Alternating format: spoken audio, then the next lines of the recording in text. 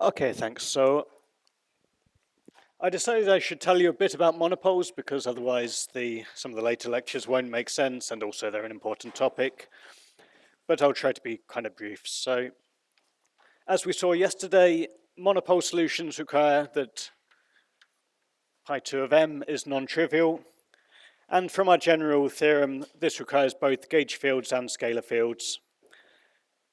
The most natural way to get monopoles is suppose that I have some group G, which is, let's say, a simple Lie group that is broken to some other group H that contains a U1 factor.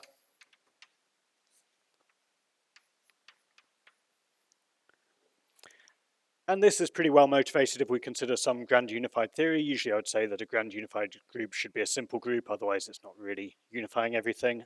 And we certainly want U1 electromagnetism to come out of this, or U1 hypercharge at high scales. Then from our general theorem, we know that, at least if you trust me because I didn't prove it, that pi2 of G over H, the quotient space, is equal to pi1 of H.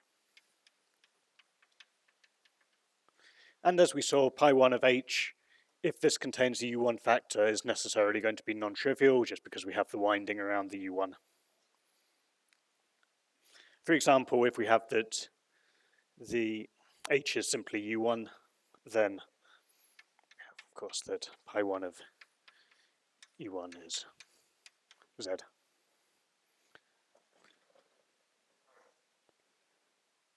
Okay, the simplest realization of monopoles in some concrete theory is the 't Hooft-Polyakov monopole, in which we have a breaking pattern SU2 goes to U1. This was originally proposed as some model of the electroweak interactions. Of course, it's not the true theory of the electroweak interactions, but somehow, as is often the case, the importance of the theorem, or the theory that we're considering, ended up not being in its original purpose as some model of electroweak interactions. Okay. So very briefly, this theorem, let me just put the gauge coupling here. It's slightly more conventional. Nu plus d mu phi a squared.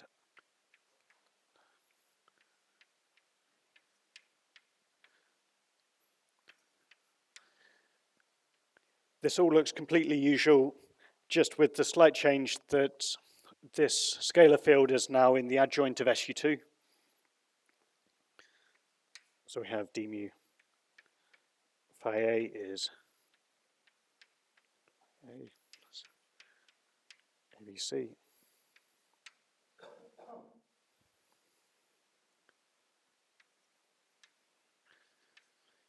C. And we can write in general that phi is equal to, let's just put a half in for convention, phi a tau a, where the taus are the Pauli matrices.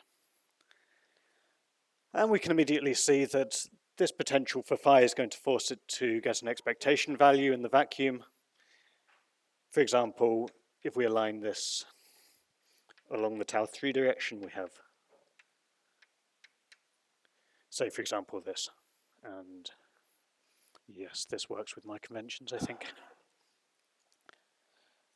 Okay, with this choice you can see that indeed the breaking pattern that I told you before is realized. So for example, picking the vacuum in this direction, we have the gauge rotations around the third direction in the SU2 space are unbroken, whereas we have broken, whereas two of the gauge bosons of the SU2 are associated to broken symmetries and pick up a mass. So what is the situation with the monopoles? Well, just like we saw with strings and domain walls, monopoles arise from configurations where we have non-trivial winding of the scalar field at spatial infinity. And in fact, as we saw already, this breaking pattern has that pi2 is exactly classified by the integers.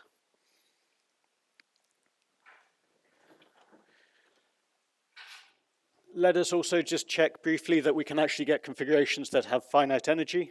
So in order to have this satisfied, we need that certainly r squared di phi squared should decrease faster than 1 over r, so less than c over r for any c, in order that when we integrate over d cubed x, the at least kinetic part of phi's Hamiltonian doesn't give an infinite energy density. Okay, in turn, this tells us that we need r to the 3 over 2 di phi goes to 0 as r tends to infinity.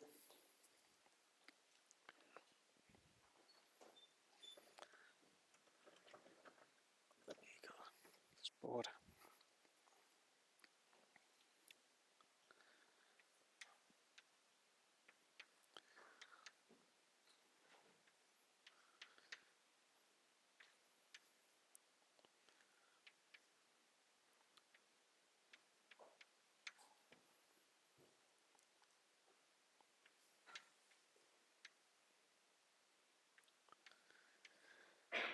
And if I think about the covariant derivative now in the theta spatial direction, if I want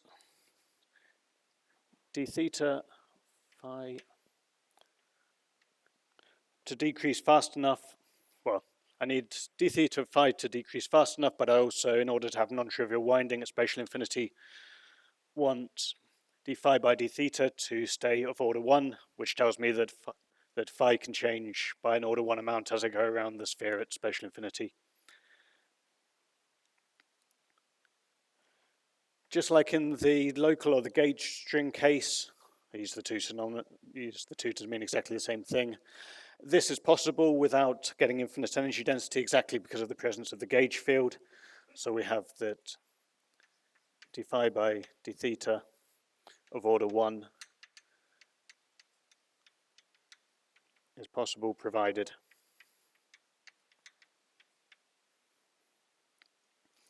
we pick a suitable gauge field with a theta that scales as 1 over r. Then the scaling of the two terms will be the same, and we have a chance of getting them to cancel.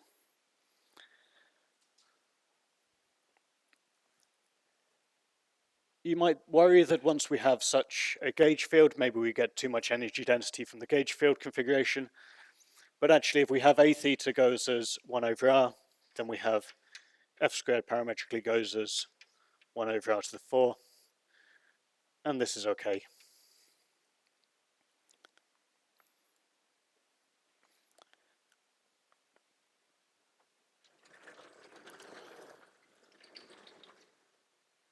So all of this is to say that we have at least a chance of constructing a monopole solution in this theorem with this theory with finite energy density, finite total energy even.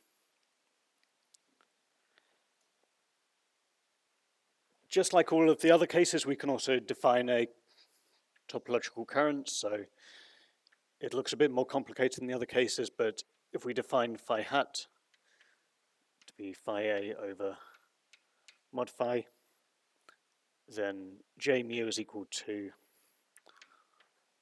1 over 8 pi epsilon mu nu rho sigma epsilon ABC, where these are SU2 indices, d mu phi hat A rho B d sigma, yes, phi hat C, which as usual is identically conserved. And we have, of course, associated charge. I think for the sake of time I'll skip the derivation, but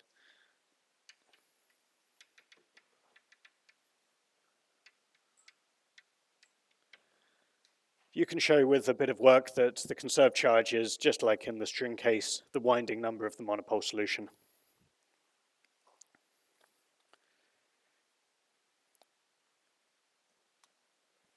As you probably know, one of the interesting things about monopoles is that they carry magnetic charge. The definition of the magnetic field in a monopole background is a bit subtle because as I go around spatial infinity, the vacuum, the value of the scalar field changes. That means that the direction in gauge field space that is electromagnetism also changes. So I need to be slightly careful about how I'm picking up the magnetic field direction in different parts of space. There's a nice solution by Tufte, which is to define some tensor, let me call it curly F mu nu.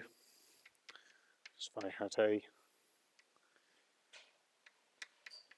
the usual F mu nu A, 1 over G, ABC. If I had A, B,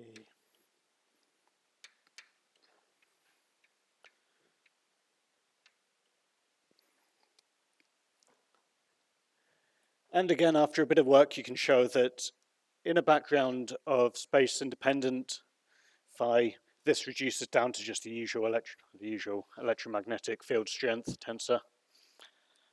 But it also provides a gauge invariant definition of the electromagnetic field strength.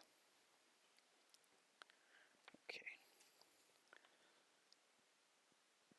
And let me also just claim without proof that the magnetic charge of a monopole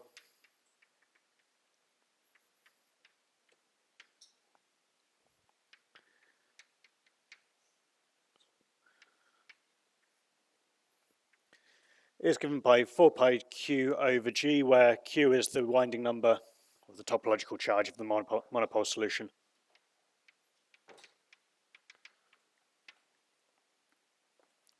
Okay. This is in the Tufte-Polyakov monopole solution. If you know the Dirac quantization condition, you can see that indeed this does satisfy the Dirac quantization condition. In fact, it over-satisfies it by a factor of 2. And also just to say the mass of the monopole is of order V times its magnetic charge.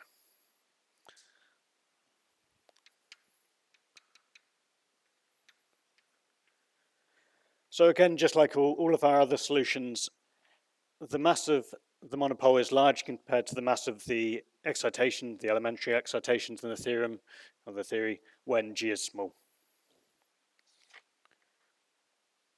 Okay.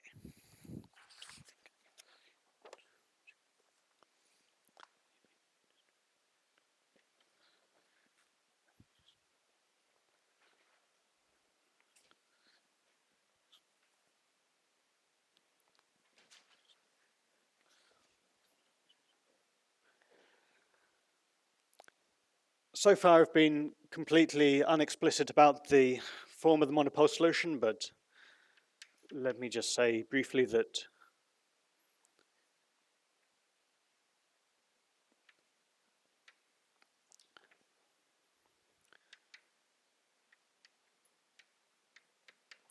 we have that the working in the A0 is equal to 0 gauge, we have that the energy of a field configuration is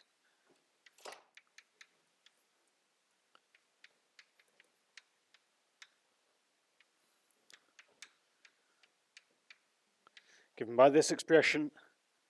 And again, after, actually in this case, a fair bit of algebra, you can show that this is comma A minus epsilon GK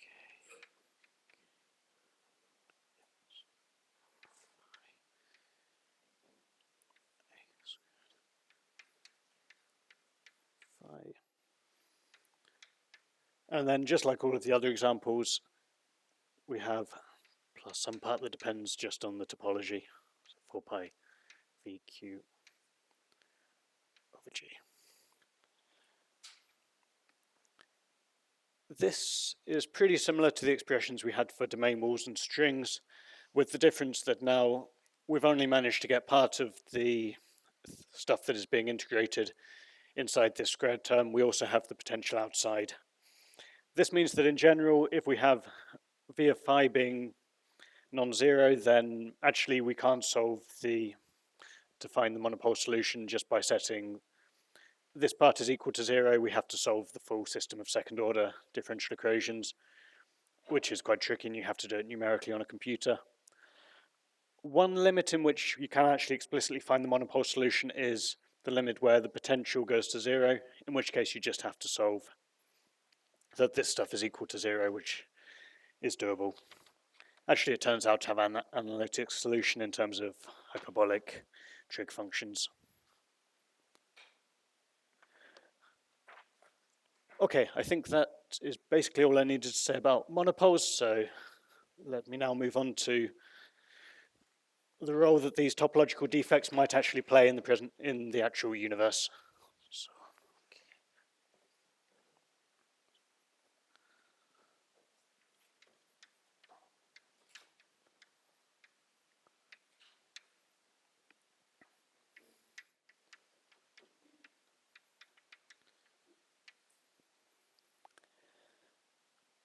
So, of course, from all the previous stuff was kind of interesting from a purely theoretical question or purely theoretical perspective. But if we actually care about the real universe, we want to know whether these topological defects can actually form. And of course, it turns out the reason that we are interested in this is that there are various ways that this formation is possible.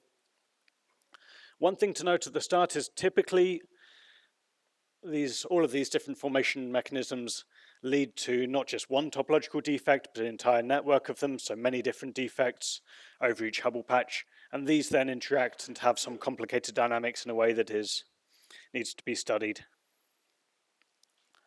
One good thing actually about these dynamics is that, as we'll see later, they mean that we don't have to care too much about the explicit, probably very complicated details of the formation, which is actually very hard to study and is probably some property of the theory at very high energies or very early times.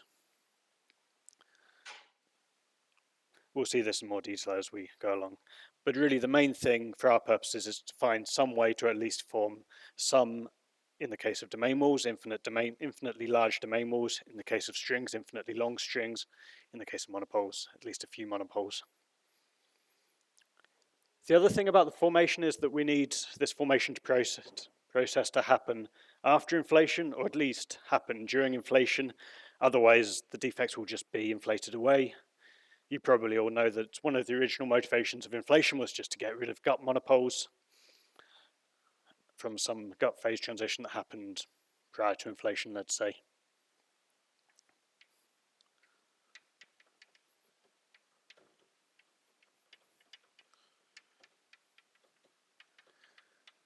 Okay, so now let me just go through a few different formation mechanisms, the ones that seem perhaps most plausible in the real universe. And the first of these is just by a finite temperature phase transition.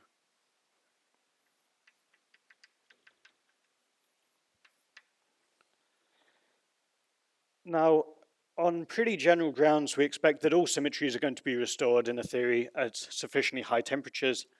The sort of cartoon way of looking at this is that the free energy of the system, F, is equal to the energy minus the entropy times the temperature. This means that if we put the system at sufficiently high temperatures, well, what will be minimized is the free energy. And the way that that is achieved is by the state having maximal entropy, which in general corresponds to a disordered phase where there are no symmetries.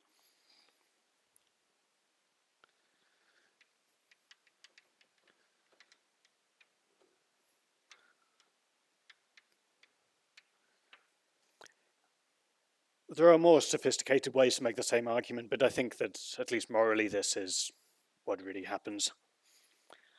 An explicit way to see this is within the framework of finite temperature quantum field theory. So for simplicity, let me just consider as theory of a scalar. It works much the same if I have some gauge theory or so on. And let me say that at zero temperature, this scalar phi has a potential that leads to spontaneous symmetry breaking. Then at finite temperature, we can say we have that the equilibrium, expectation of the scalar field, let me call that phi bar,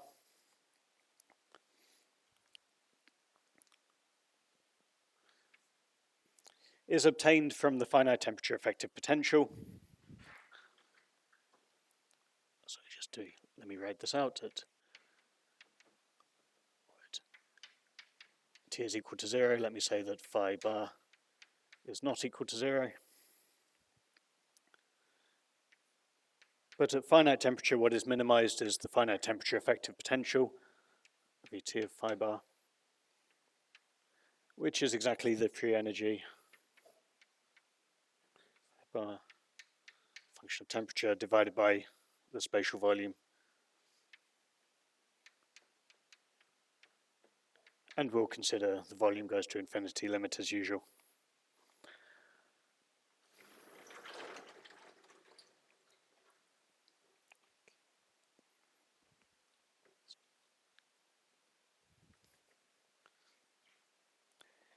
Now it takes a bit of work to show, but it is true that to lowest order in the coupling constants,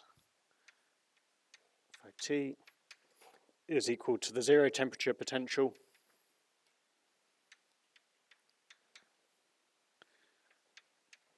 plus t to the 4 over 2 pi squared. Now a sum over all bosons that are present in the theory with this function jb that I'll define shortly. And this function depends on the value of the boson masses in the background of a constant phi bar. mb squared is a function of phi bar over temperature squared.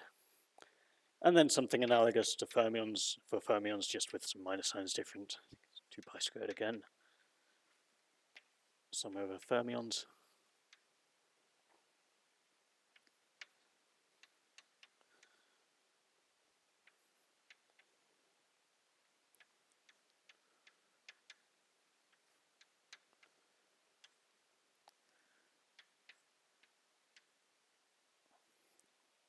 And then plus stuff that is higher order in coupling constants.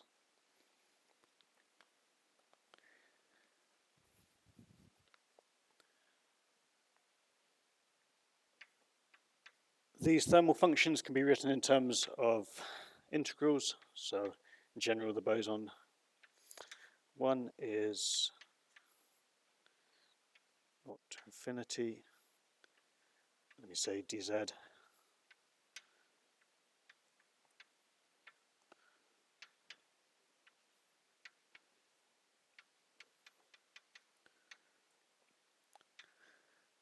But all that matters for our purposes here is that in the high temperature limit, which is in the limit of small x,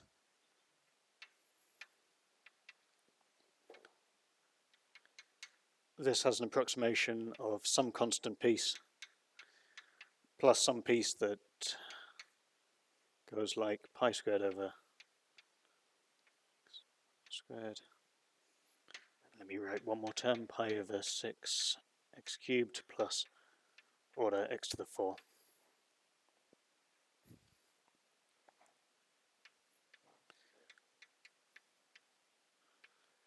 Likewise, let me skip writing out the integral expression. It goes to 0.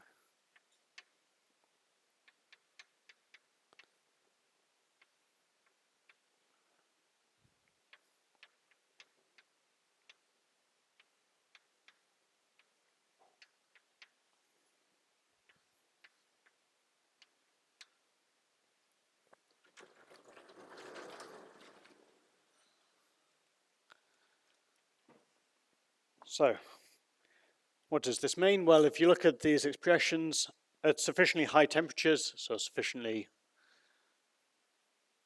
small values at x, the functions jb and jf are going to mean that the finite temperature potential gets a minimum at whatever point in phi field space makes the boson mass squared parameters as negative as possible and makes the fermion masses as close to 0 as possible.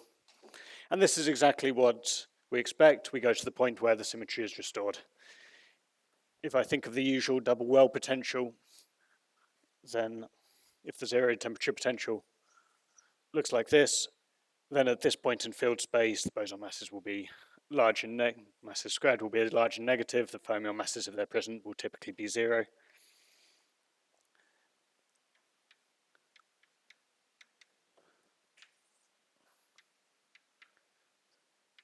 That's for T greater than V. As an exercise, if you want to just so here x is just in the definition of the function. All it's serving is to give me what JB is. Then in reality, these functions are evaluated on the argument of the masses squared over temperature squared. Okay. Yeah, as an exercise, if you want to check for the abelian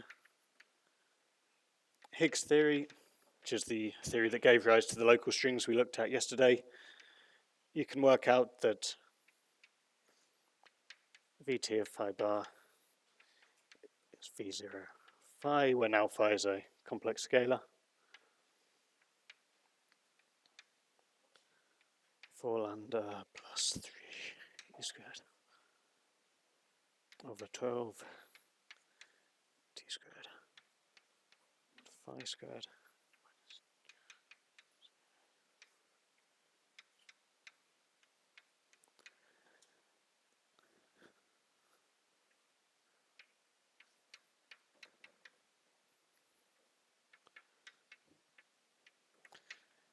So indeed, phi bar is equal to 0 at large values of the temperature, just as we expect.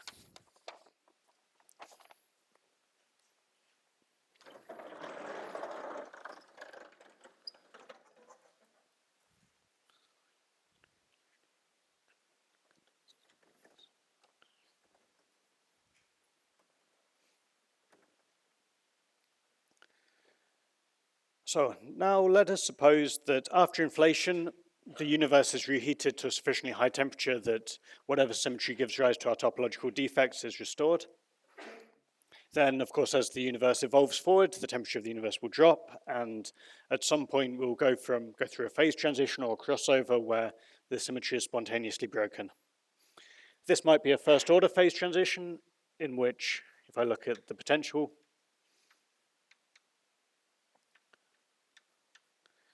let me just imagine that I will only draw it on this side, but just imagine it reflected on the other side or rotated around the board. It's a real or complex scalar. The potential starts off looking like this at high temperatures. As I go to lower temperatures, I have then some phase transition that looks like this.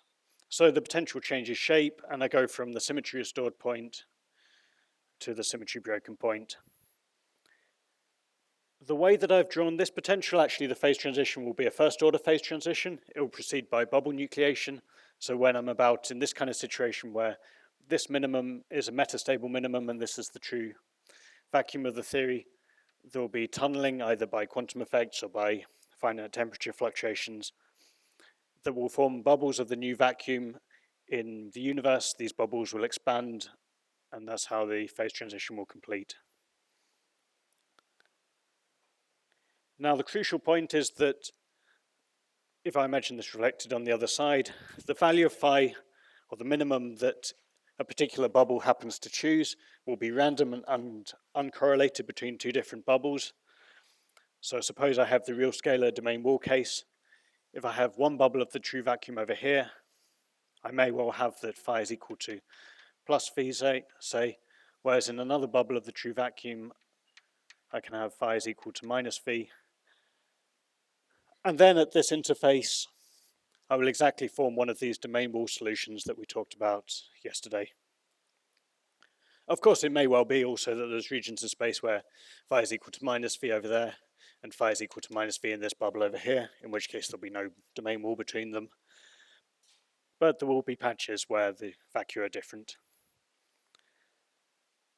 Likewise, in the case of a complex scalar, I will get proto-string solutions where, say, if I look in terms of theta, which is now the angle in the internal field space, I have one bubble where theta is equal to 0, some other bubble where theta, of course, doesn't have to be precise, but is roughly equal to pi by 2, another bubble where pi, and say 3 pi by 2. And then if I'm looking down on this right in the core here, my complex scalar is going to actually remain on the top of the potential, or be trapped on the top of the potential. And around these four bubbles, there will be some string solution, or at least some would-be section of a string. Okay, that is the case of a first-order phase transition. As you know, probably, phase transitions can also proceed as crossovers, in which there's no discontinuity in the order parameter, which is here phi. Actually, again, the situation is pretty similar. So also for a crossover. Just by causality, we know that the correlation length of the scalar field has to be less than the Hubble parameter. Actually, typically it's quite a lot less than the Hubble parameter, but the amount smaller doesn't typically matter for our case.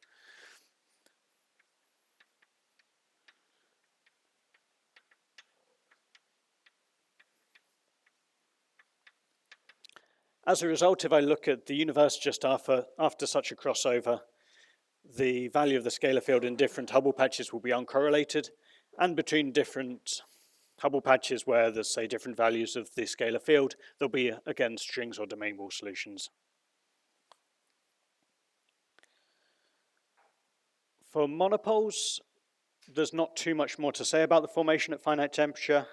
Maybe the only other crucial thing is to somehow estimate the abundance of monopoles that we get out from these kind of processes. As a very rough expectation, we should get at least one per Hubble patch at the time of the phase transition, but maybe we get a few more depending on exactly how long the correlation length is in this case. For strings and domain walls, as I already alluded to earlier, there's still some question to be answered about whether we get infinitely large domain walls, which would then be topologically stable, likewise strings, or whether, say, we only form some small segments of domain walls that quickly then collapse and decay away because they contain no topological charge. So.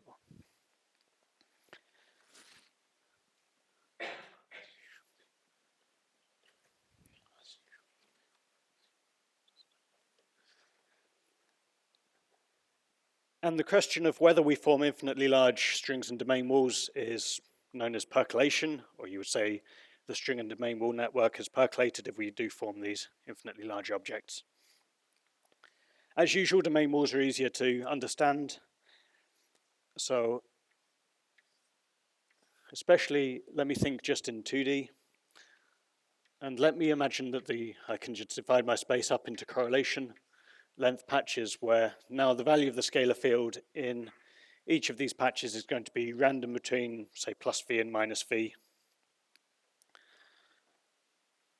Actually, this is a question that has been, and the crucial question for us is whether we form an infinitely large cluster of, say, plus v regions, which would correspond to being some region that is bounded by an infinitely large domain wall.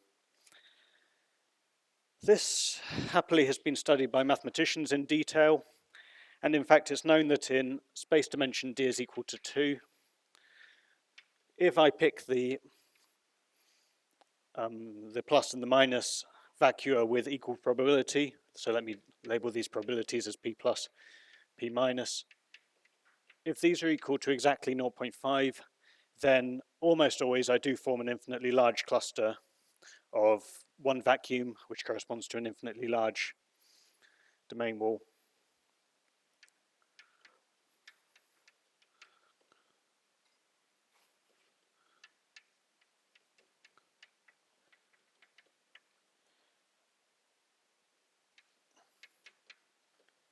Going to space-time dimension, space dimension d is equal to 3.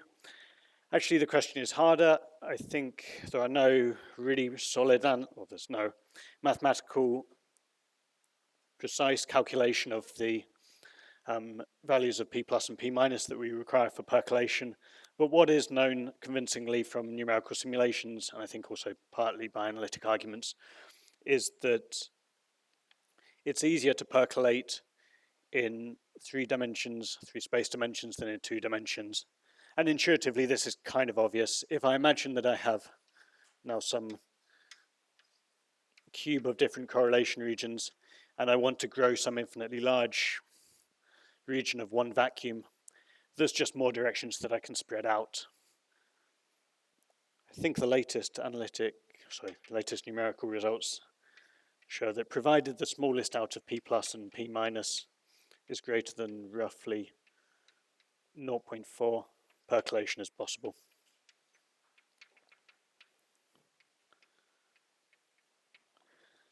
So even if I have some slight bias between which of these two vacua I pick, more often I still get infinitely large domain walls in this case.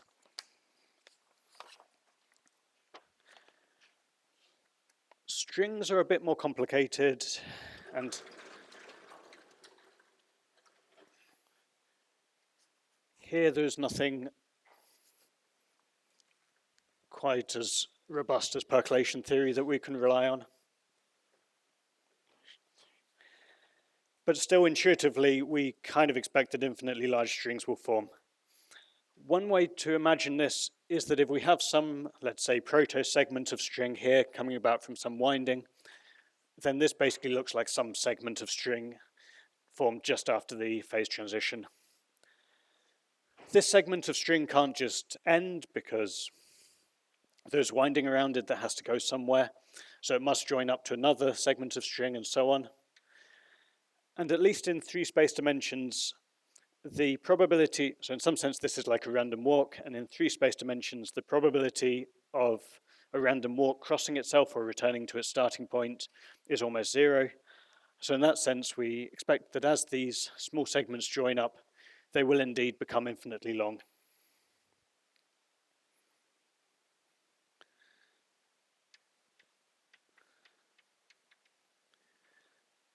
And actually this picture is confirmed by very large numerical simulations that people have done, starting with initial conditions that are sort of realistic of what you would get out after a phase transition.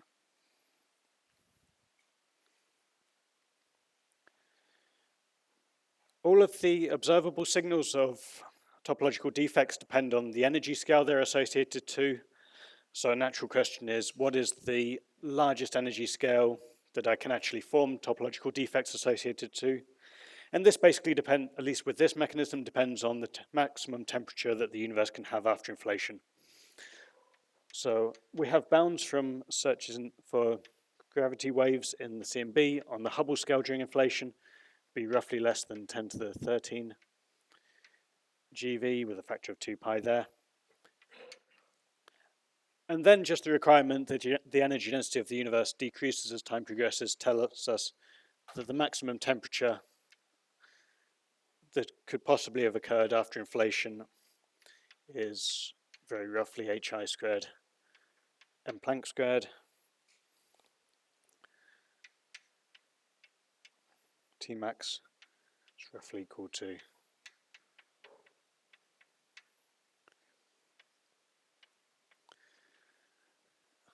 this value here of 5 times 10 to the 15 GeV. Actually, this is a bit unrealistic. In order to reach such a temperature after inflation, we would have had to infinitely fast convert all of the energy density in the inflaton into a thermal medium, a thermal bath of the standard model or whatever, particles. More realistic is to suppose that the inflaton has some decay rate. Let me call the inflaton this curly phi, which is, say, smaller than the Hubble scale during inflation.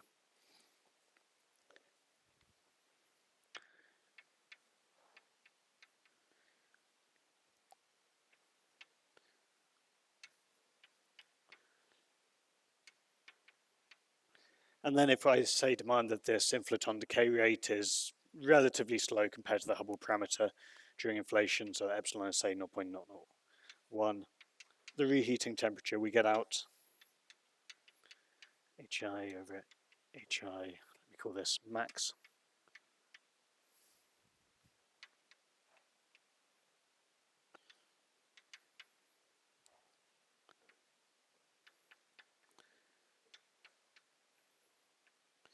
It's more like 3 times 10 to the 14 GeV or something. So this gives us a bound on the energy scale of topological defects formed this way. Maybe just in passing I can comment that you can also have interesting processes known as preheating at the end of inflation, where oscillations of the inflaton lead to non-perturbative energy transfer to the standard model or whatever particles it's coupled to. This can lead to symmetry restoration at slightly higher scales than this. Maybe you can push more up towards these kind of values if you really want.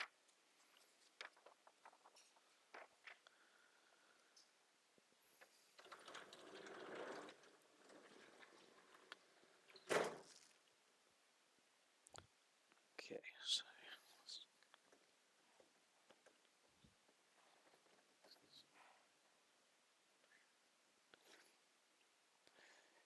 the second standard way that people often consider that defects might form is by inflation itself.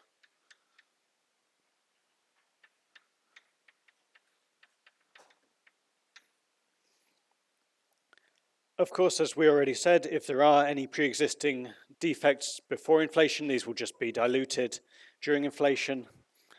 But you maybe also know that during inflation, if there are any fields present that are light with masses roughly less than the Hubble scale during inflation, then these get fluctuations during inflation of magnitude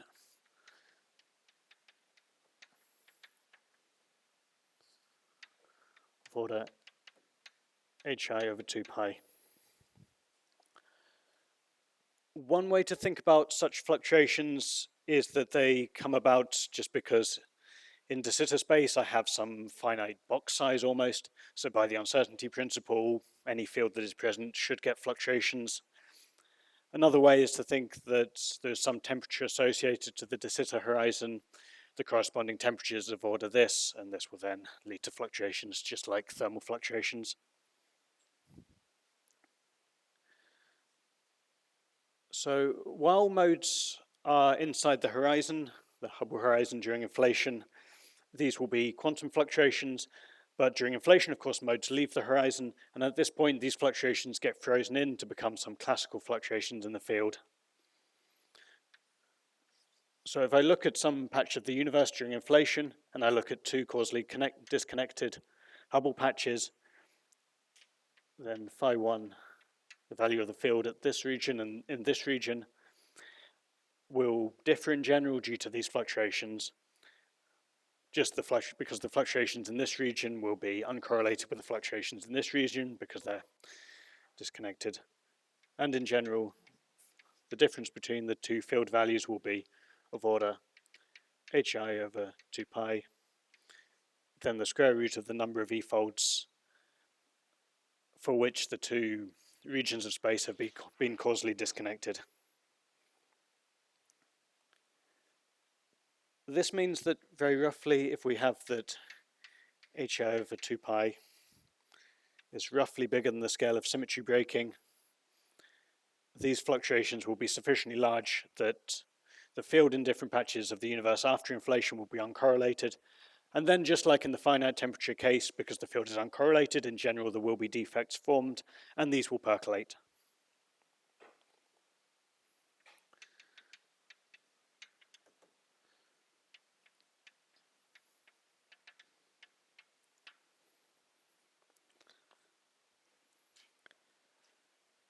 Okay.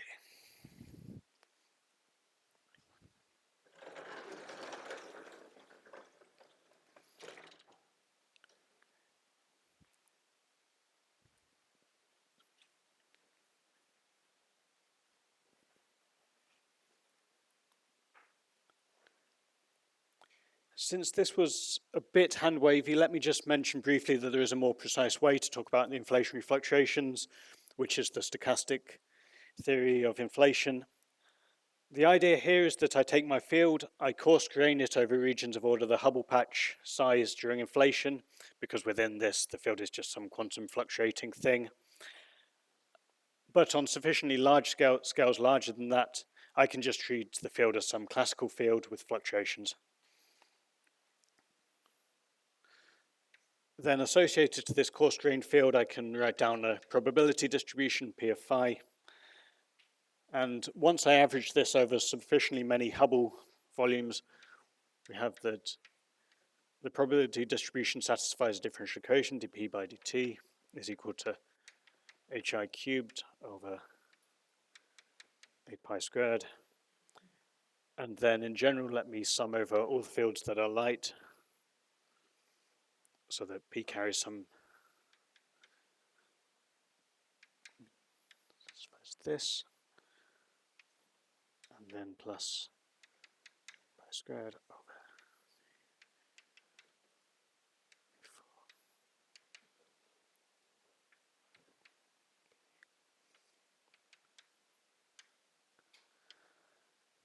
So let me explain this in a bit more detail. The first term here just looks like a diffusion equation, so my probability distribution, if I start off at one value and peaked at one point in field space, will tend to spread out due to these fluctuations. The second term depends on V, which is the scalar potential of the theory. And this, if you like, gives some driving force that pushes us back towards wherever the potential of the scalar fields is minimized.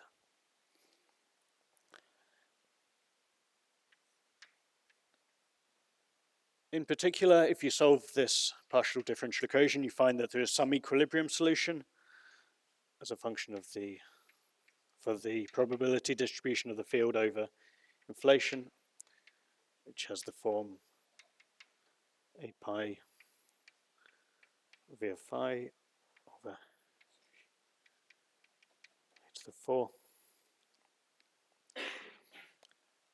And on this equilibrium solution, we have that the diffusion, which is tending to spread the field out over field space, is balanced by this driving force from the potential, which is trying to drive the field back to the minimum of its potential.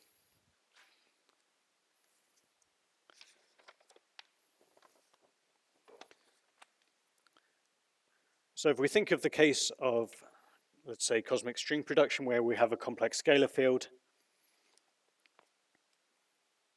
provided we're in the situation where, in my previous conventions, square root of lambda v is much less than the Hubble scale during inflation. On this equilibrium, which means that the radial mode is light and the field can explore, the complex scalar field can explore phi is equal to 0 during inflation, this equilibrium distribution will have support at the origin in field space. We'll have some distribution that does indeed explore the origin. As a result, I can get winding and I can form cosmic strings.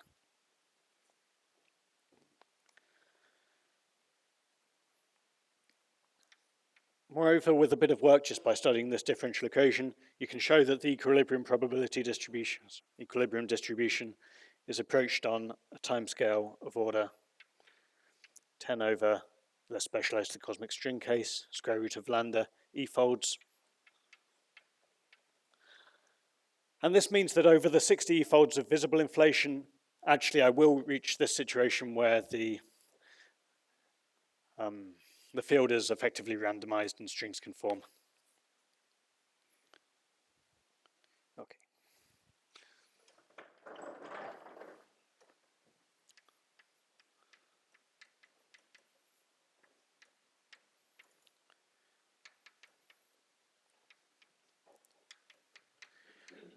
As I've said already a few times, this can restore the symmetry of the Hubble scale during inflation. It's bigger than the symmetry breaking scale. And given our bound from gravitational waves, this is possible for V, depending on the Hubble scale, less than, say, 10 to the 14 GeV.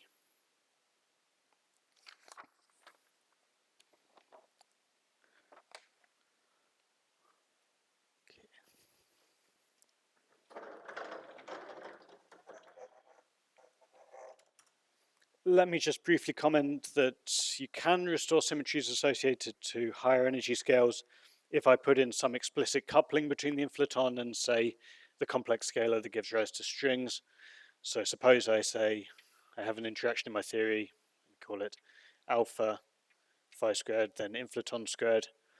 During inflation, you might imagine that the inflaton moves a large distance in field space, potentially by Planckian amounts, so that I can change the sign of the potential of phi during inflation from, say, having a positive mass squared around the origin to negative mass squared around the origin, even if phi is associated to a very high spontaneous symmetry breaking scale.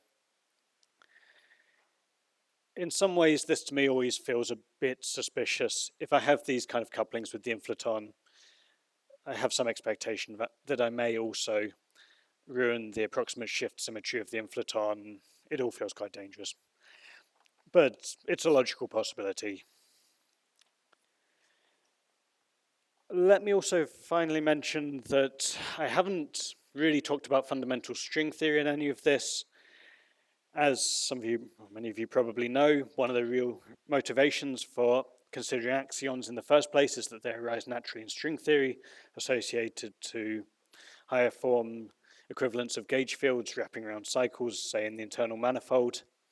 And you might wonder, is it possible to form axion strings associated to such axions in the universe? This indeed is a good question. I think it's something that people are actively working on. One way that may well be possible is if you have some theory of D-brane inflation. So in this is a string theory model of inflation where I have some D-brane, an anti-D-brane in the early universe, and the effect of inflaton potential corresponds to the distance between these two branes, which, if the branes are initially far apart, is approximately flat, and it leads to a possibly viable theory of inflation. At the end of such D-brane inflation, these two intrinsically string theory objects will collide. Potentially in the process, they could form actual genuine string theory axion strings. Okay, that's maybe just to mention that. So we've convinced ourselves that these topological defects might actually form in the universe.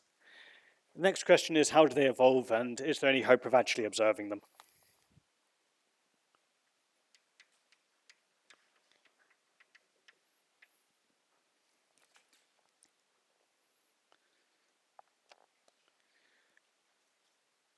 So what's the field profile at the end of whatever formation mechanism I have will look like is going to be extremely complicated.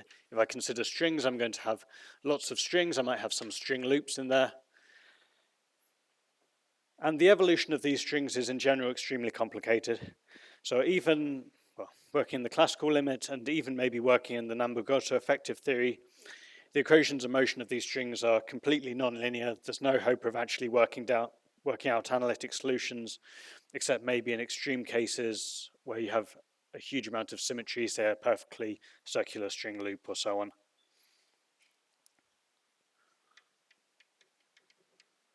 So evolution is nonlinear, which means that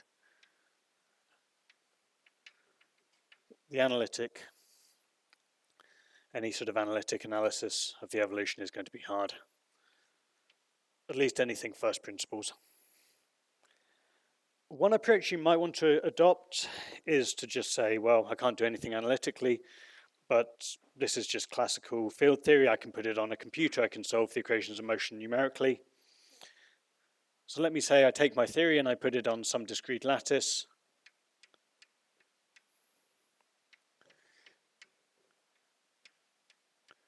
Certainly I can do this on a computer, and certainly I can solve the classical equations of motion on such a lattice.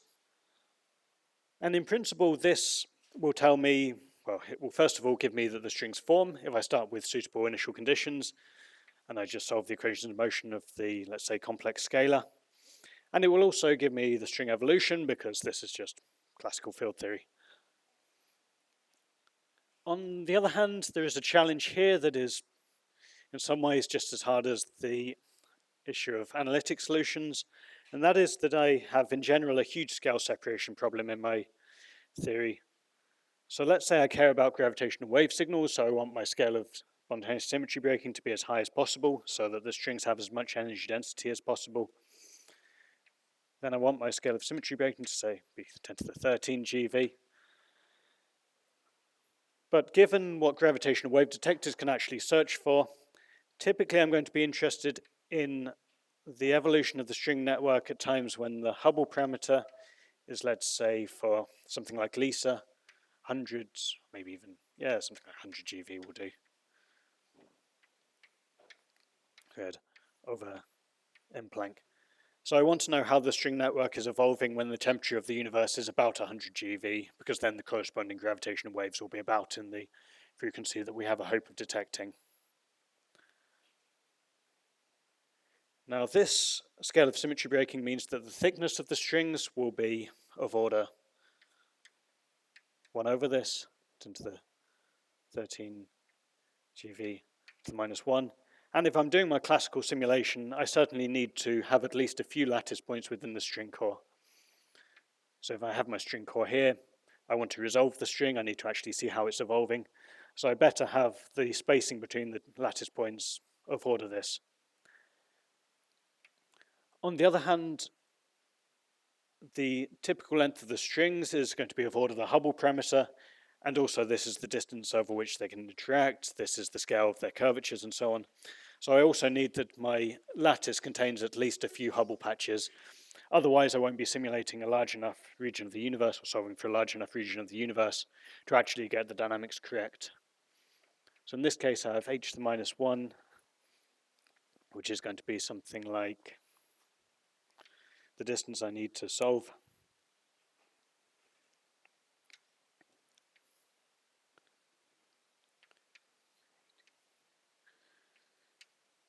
The 18 GV to the minus 1, let me write this as 10 to the minus 13 GV to the minus 1.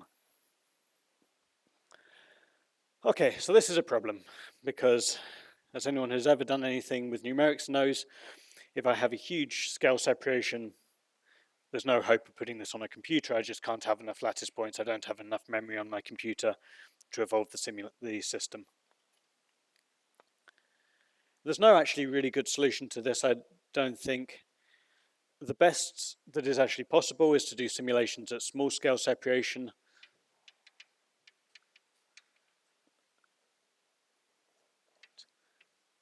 So if I do some simulations at, say, V over H, the most I can typically do is grids of, say, 5,000 cubed points in it. This is nowhere near the physical scale separation, but that's all that one can do, and then you just have to try to extrapolate as best you can. Just to emphasize, this is really a problem, and one of the ways that you can see it's a problem is that you know that for global strings, so strings associated to a global symmetry, we have that their tension, pi fa squared,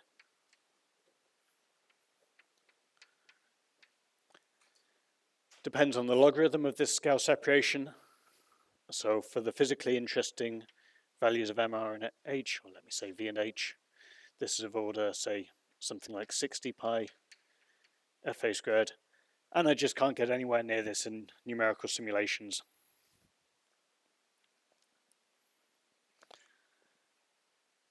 So all of this is to say that studying the evolution of these defects is hard.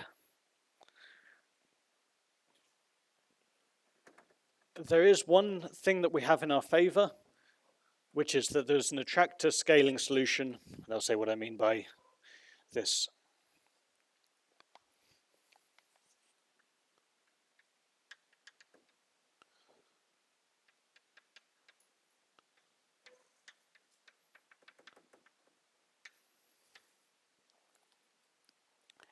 So let me consider strings first. And it's easy to motivate the existence of this scaling solution in a kind of hand-wavy way, and I'll just tell you that it is confirmed by numerical simulations. So if I think of some complicated string configuration, then the network can lose energy, and the way that it can lose energy is by, say, long strings intersecting and producing small loops, which then have no topological charge, decay away. It can also, in the case of a global string network, radiate axions, or the Goldstone boson. In the case of a local string network, it can radiate the heavy vector degrees of freedom, or say the radial mode as well. As a result, if we have strings with curvature that are, say, smaller than the Hubble parameter, these can straighten by emitting energy. If I have loops that are smaller than the Hubble parameter, Hubble distance, these can collapse. And long strings can also intersect to split off to produce small loops that then decay.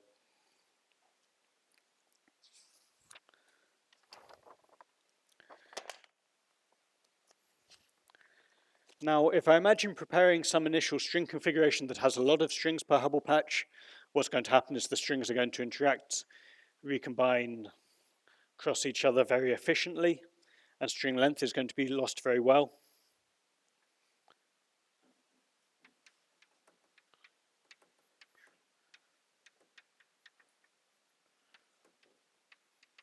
So if I have a very large string density, the interactions will be very efficient and they will tend to destroy string length.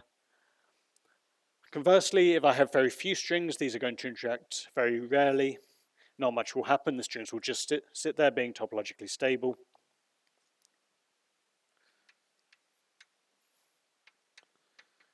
So if I have a very small string density, nothing happens.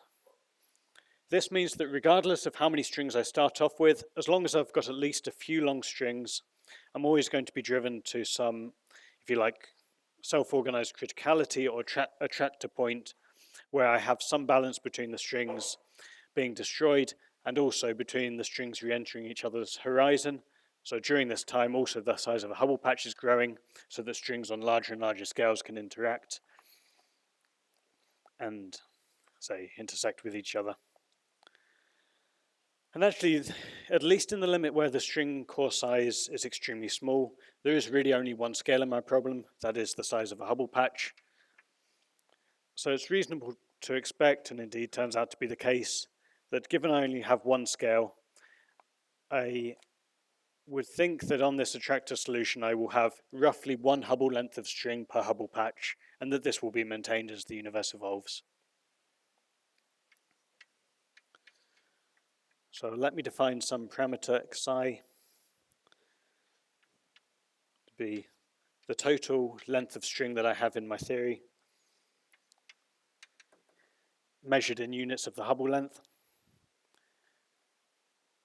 and then per Hubble volume, which is given by, let me call the total volume of the universe, the entire universe, not just the observable part, L cubed, given by h to the minus 3. And up to order 1 factors that don't matter, this is L total cosmic time over L cubed.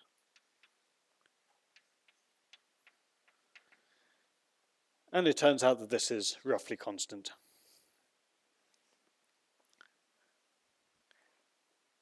Actually, it's pretty good news that this attractor solution exists because it means I don't need to care too much about the initial conditions, which, as I mentioned, were very complicated. And it also means the theory is therefore relatively predictive.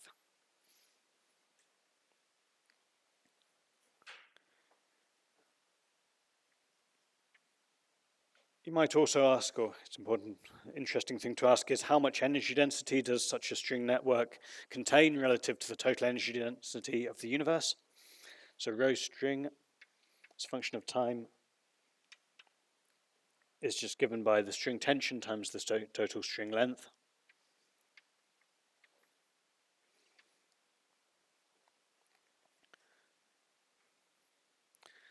And let me compare this to, write this as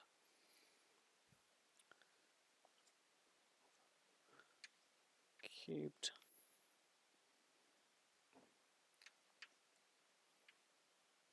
which is this order 1 number times the string tension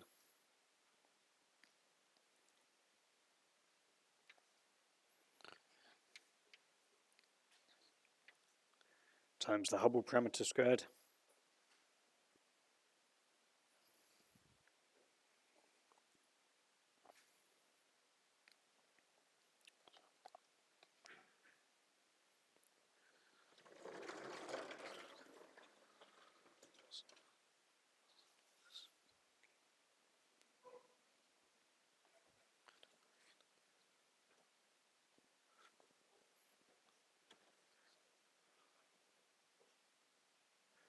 actually let me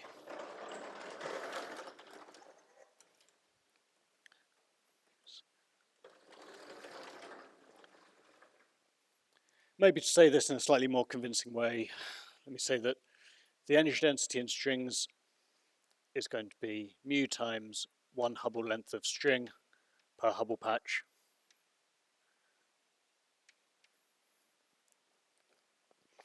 times this parameter xi.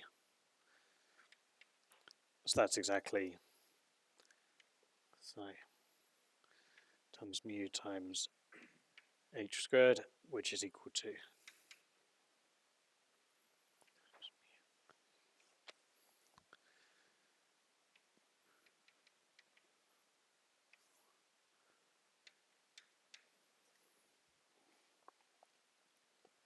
Okay, what this means is that compared to the total energy density of the universe, the string network always carries a fixed fraction of this, and given that the string tension is less than m Planck squared, it carries an order 1, a fraction smaller than 1 of the total energy density of the universe. And this persists as the universe evolves. As this decreases, this also decreases.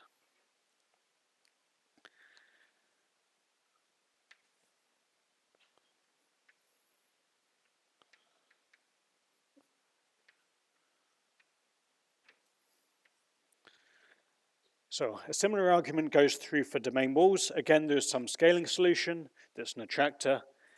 In fact, on this, instead of having one Hubble length of string, I have one Hubble area, Hubble squared area of domain wall per Hubble patch. So let me call the parameter area parameter T, and this is the total area in domain walls, h to the minus 2 per Hubble patch. So let me write it as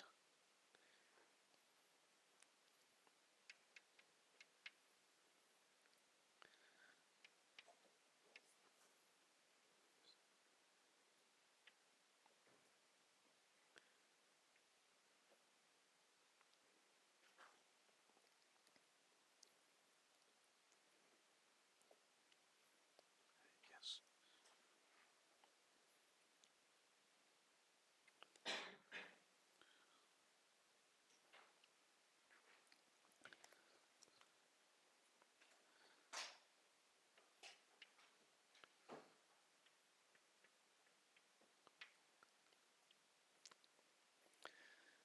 So just like psi for strings was length of string in Hubble units per Hubble volume, this is just the area of domain walls in Hubble units per Hubble volume, and this is roughly of order 1.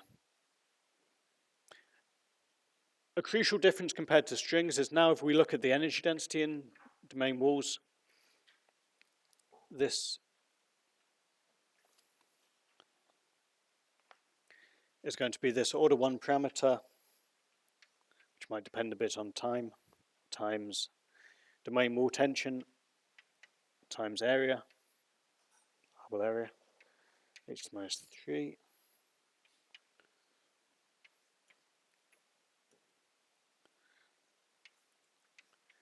Replacing the Hubble parameter with factors of time, this is now given by this expression, which is chi sigma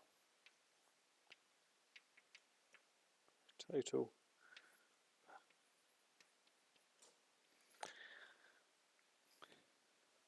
Just going through the algebra there. But the important difference is whereas strings were a fixed fraction of the energy density of the universe, now as time progresses, the energy density in domain walls will become larger and larger compared to the background energy density of the universe. And this is potentially bad news. We know that the universe today is not dominated by domain walls, it's dominated by dark energy that is approximately homogeneous. Likewise, all the way back to Big Bang nuclear synthesis, we know that the standard cosmological history is pretty good. So this would seem to give us some bound on that would rule out a domain wall network if the domain wall tension sigma was roughly bigger than the square root of, let me say, the energy density of the universe today times m Planck, which is of order mega electron volts cubed.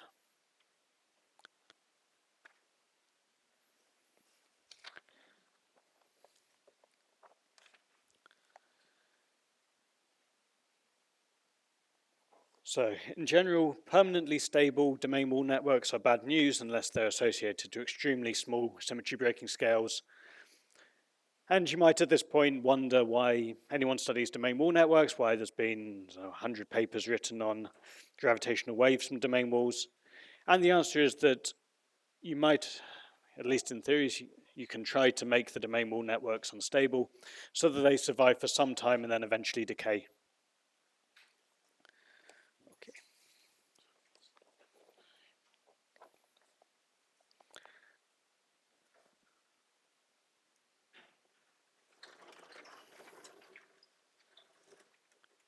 Okay, so that's the broad picture of the evolution.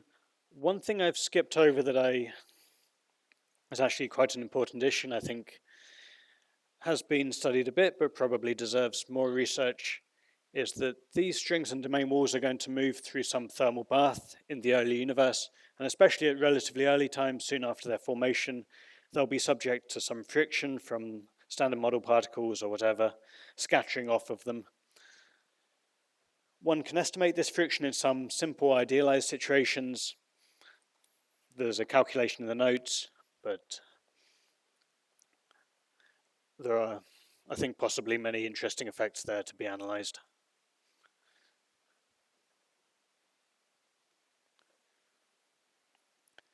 But for the sake of these lectures, I won't say any more about that.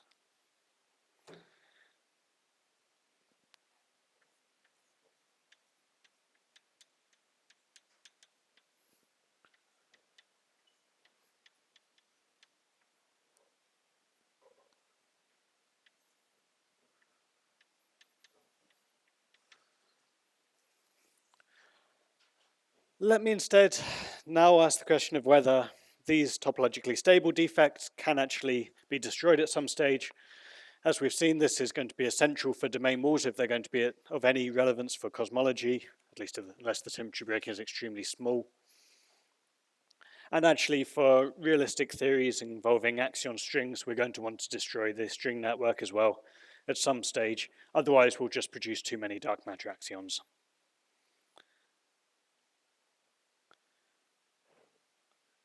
For domain walls, actually, there is a pretty natural way that we can destroy the domain wall network.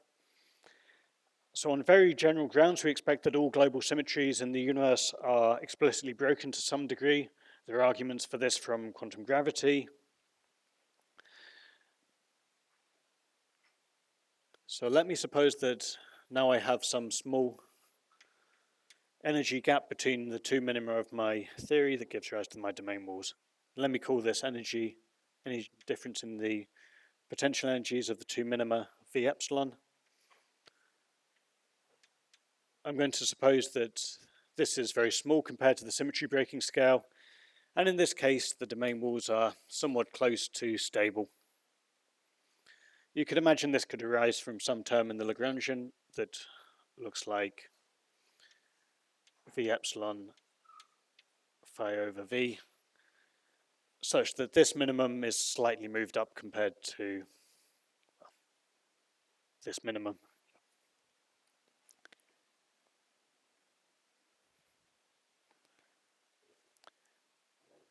Now what this means is that at some stage it's going to become energetically favorable to have for the whole universe to be in this minimum rather than to have part in this minimum and part in this minimum.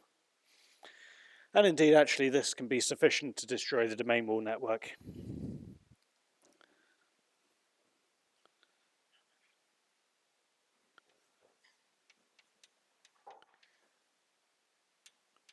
In particular, the domain wall network is going to collapse when the typical energy difference between the true and false vacua, say that I have some region with some big domain wall of size that is roughly of order Hubble. So I have some complicated system in my universe where there's different patches of different vacuum. But when the energy difference between this region and this region, both of which are of order Hubble size, which let me call this delta E, h to the minus 3, V epsilon, is very roughly comparable to the energy density of the domain wall itself, which is of order sigma h to the minus 2.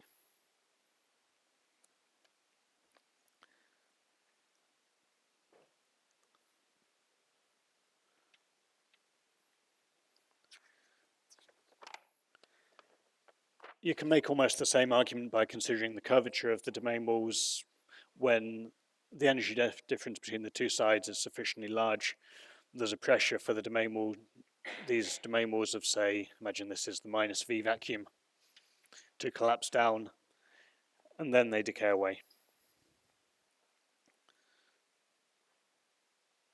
So this happens at a time when t, which is roughly equal to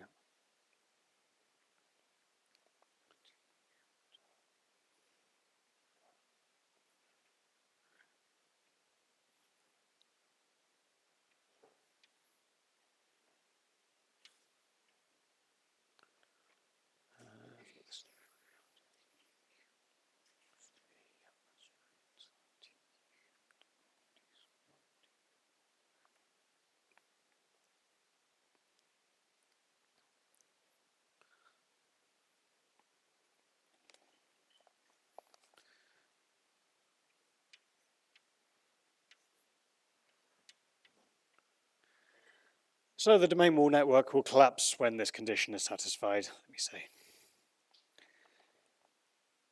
And indeed, this does seem to occur in numerical simulations. You need to be a bit careful, just as usual with this scale separation problem. I wouldn't take any papers on where I wouldn't take the order 1 values that give this relation for when the collapse happens too seriously, but at least it's one way of getting rid of a domain wall network.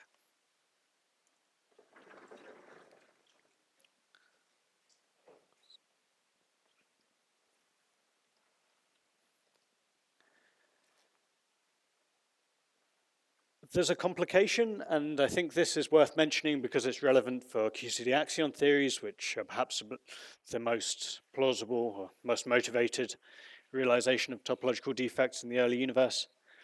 And that's if I have these domain walls associated to some field space that is compact. So consider again this case where I have a complex scalar that's spontaneously broken, but with some now small energy tilt around the bottom of the potential, such that I have domain walls that interpolate from one vacuum back to the same vacuum.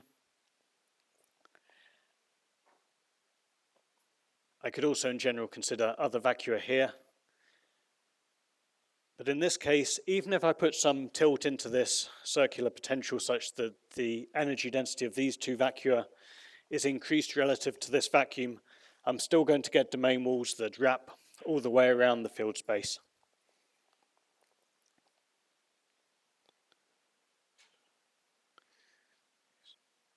So in this case, just an energy bias is not enough.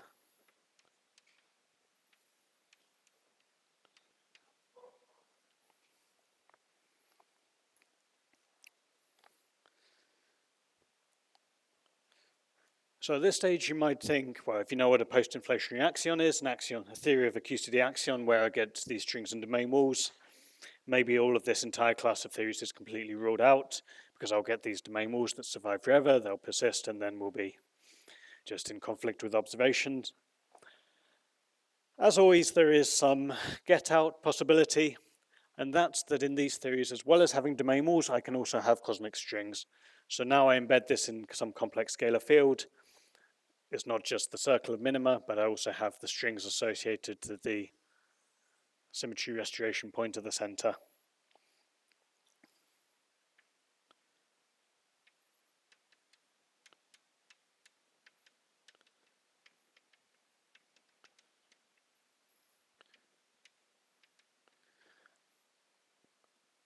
So in this case, I will have not only the domain walls, but as I said yesterday, I'll have cosmic strings that are bounded by domain walls. I drew it very well, but also loops of strings that bound domain walls. And actually in this case, if I do have only one minimum, the domain walls are sufficient, the domain wall network is unstable, and actually all the defects just get destroyed at exactly the time when the domain walls first form, which is when the Hubble parameter is equal to the mass of the axion.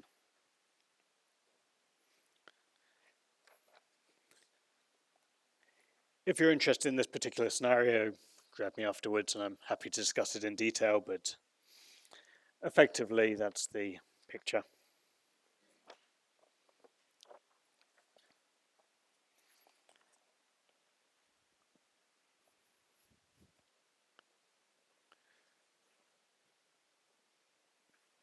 There is one more possibility which I think is actually quite interesting and maybe hasn't been studied that much in the literature compared to other things, which is that you can construct theories of metastable cosmic strings.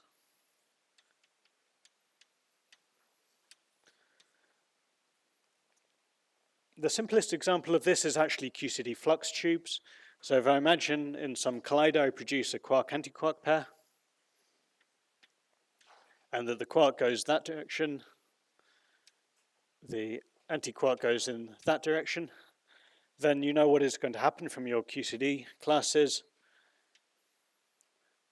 The two quarks will separate and they'll get connected by some flux tube, and this will continue until the energy density in this flux tube is sufficiently high, or the quarks reach the confinement scale, such that I then nucleate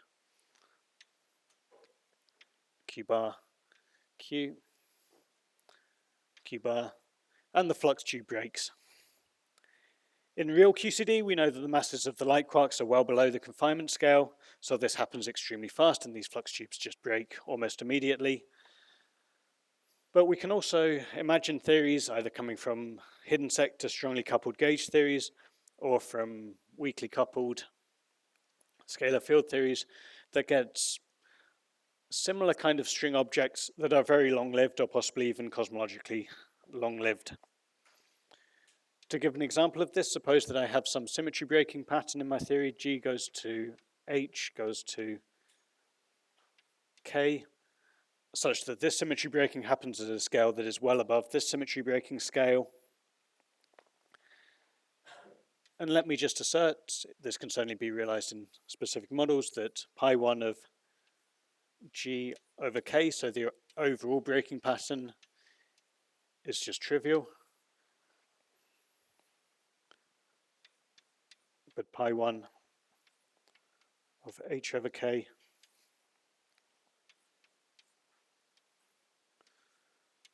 is not trivial. One way you can actually, Yep, indeed. So if we go back to our Tuft-Polyakov monopole example, then we can imagine we have our first breaking, which is SU2 goes to U1, and then if I can break this final electromagnetism down to nothing. So one way I could do this is if I put in my theory as well as my adjoint scalars, I put in some scalars in the fundamental of SU2, and I give them some VEV that is smaller than the original symmetry breaking VEV of the adjoint scalars. This will, at some much lower scale, break the U1. Then the effect of this is I'm going to get strings associated to this breaking of the U1, but we know that these can't be stable, absolutely stable, because actually the original theory was something that should not have string solutions in it.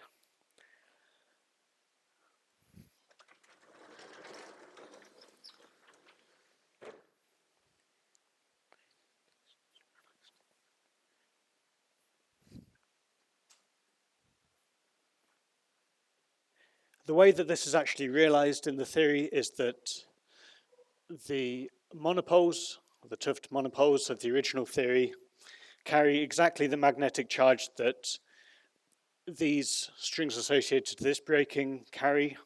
As a result, the magnetic flux carried by the strings can end on a monopole solution. If I have some long string, I can nucleate a pair of monopole, anti-monopole on them, which then allow the string to break.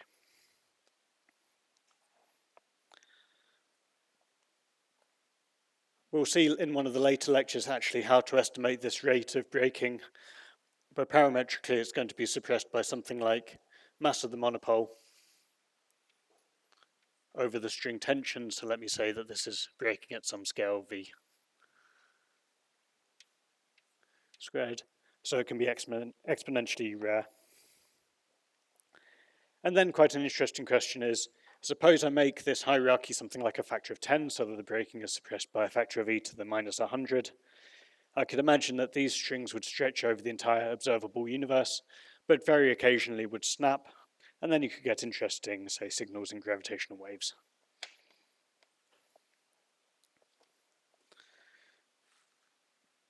Okay, I think that is enough for today. So tomorrow we'll talk a bit about observational signals of strings and domain walls and also monopoles.